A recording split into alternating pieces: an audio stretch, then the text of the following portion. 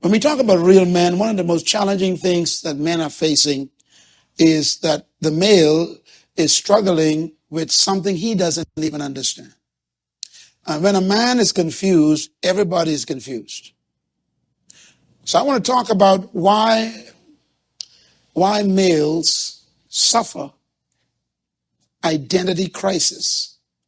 It has to do with not understanding their gift. Every human came to earth with a gift, and they must discover that gift and refine that gift for them to be fulfilled. When a male especially is struggling with who he was born to be, what his gift is, so the most important thing that a man really needs is not woman, it's work.